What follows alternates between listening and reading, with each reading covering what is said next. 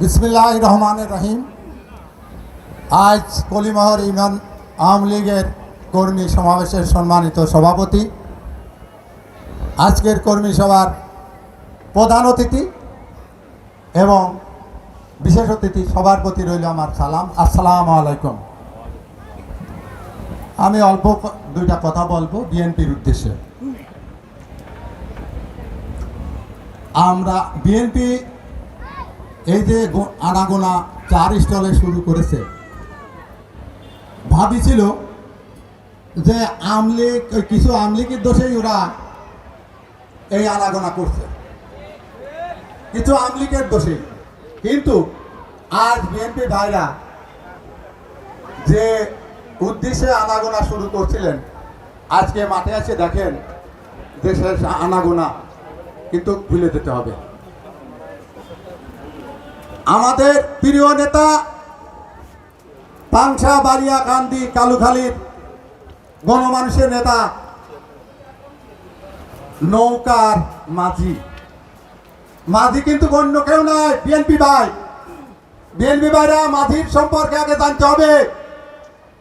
দড়ি যদি ছাড়িয়ে দেয়, যদি একবার বলে, তাহলে কিন্তু বাইরে পলাও সময় পাবেন না, পলাও সময় পাবেন না। কিন্তু আমাদের ভিতর হয়তো একটু দ্বিধাদ্বন্দ্ব ছিল, দ্বিধাদ্বন্দ্ব হতেই পারে। দীর্ঘদিন আমরা ক্ষমতায় ছিলাম এবং আছি, হয়তো ভাগ বাটোয়ারা নিয়ে আমাদের ভিতরে একটু দ্বিধাদ্বন্দ্ব ছিল। কিন্তু ভাই, এ দ্বিধাদ্বন্দ্ব কিন্তু সেই দ্বিধাদ্বন্দ্ব নয়।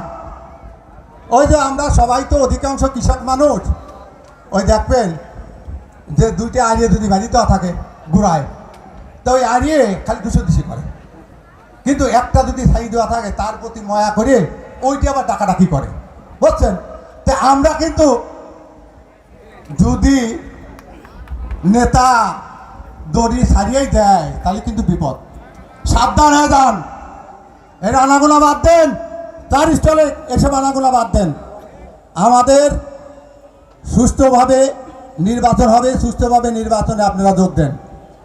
ভোট যদি আপনাদের দেয়, আপনারা ক্ষমতা যাবেন, তাতে আমাদের কোনো সমস্যা নাই। আর এখনই ভয় দেখায়নি আমলিকের। আমলিক কি ভয় পাওয়া লোক? আমলিক কি ভয় পায়? আমলিক ভয় পায় না। তাই আপনারা সতর্ক হয়ে যান।